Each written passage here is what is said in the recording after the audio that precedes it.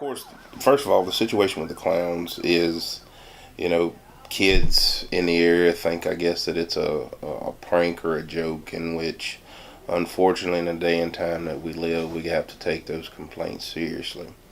Now, there was one incident, wasn't reported to the police department, but I've learned through talking with people that there was a clown spotted on Highway 51 here at the car wash. Now, the incident was never reported to the police department. I just learned this information, and I actually learned it from the person who did it, who was dressed up. He had a clown mask on. And it was just at the same time all that was coming out. So he called me, and he more than assured me that he was not trying to, he didn't know anything about the clown situation at the time. He just had a clown mask on. Him and some friends were at the car wash, and they took some pictures and posted on Facebook.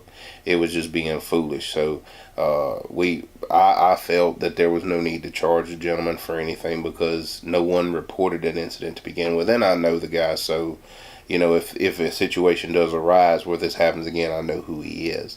But he called me constantly to assure me that there was no terroristic intent. They was just being crazy, So, but the thing with the clowns is, as I said, the kids they think it's a joke or it's a prank, and back years ago maybe it would have been considered that, but like I said, in the day and time that we live, we have to take those incidents seriously. Anyone caught dressing up like the clown, particularly around our schools, and or trying to terrorize or scare kids or whatever, they will be charged accordingly. It could be as little as criminal mischief or as serious as terrorizing. Unfortunately, and as I said again, in this day and time, we have to take those incidents. We can't take anything lightly. But that was the one isolated incident that we've had here, that I've heard of here. No incidents have been reported here concerning clowns. With Halloween coming up, of course, I'm going to ask, as the chief, I'm going to ask that no one dress up as a clown during Halloween.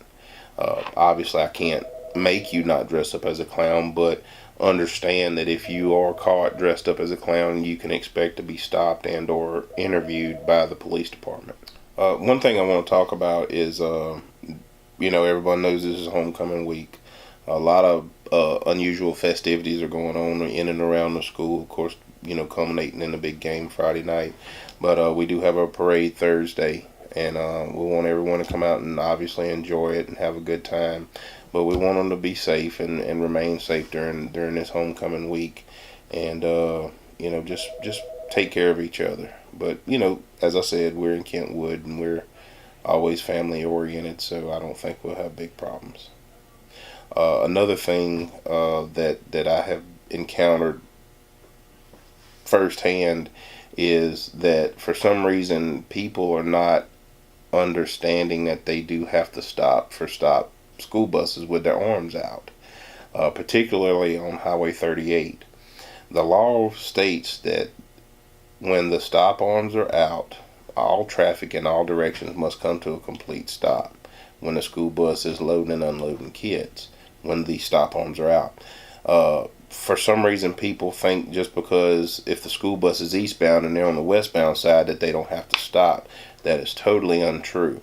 The only time that you do not have to stop for a school bus with the arms out is if the sets of lanes are divided by a physical barrier, a concrete divider, a median, or something such as that.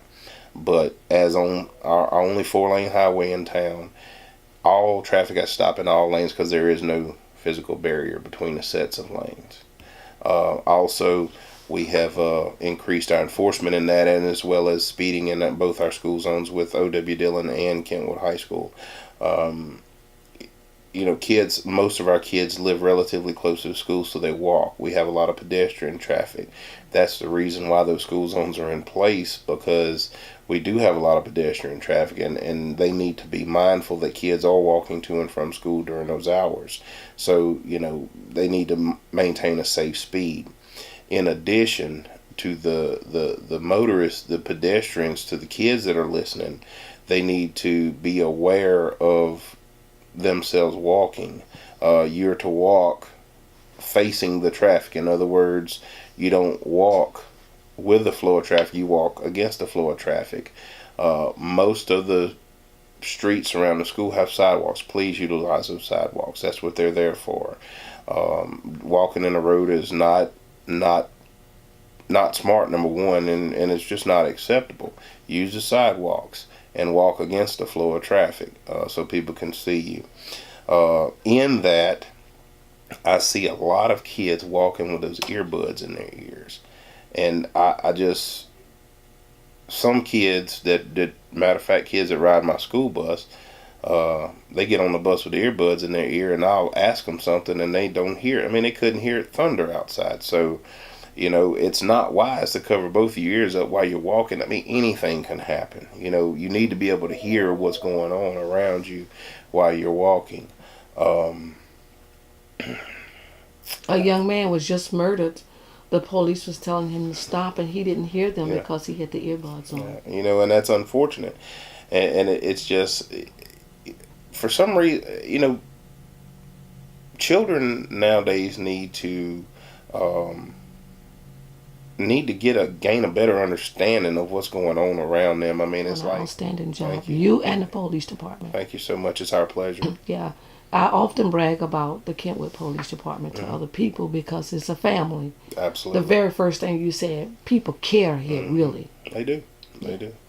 Everyone's concerned with everyone's welfare and safety. That's community wide. So. Thank you, Chief. Yes, ma'am.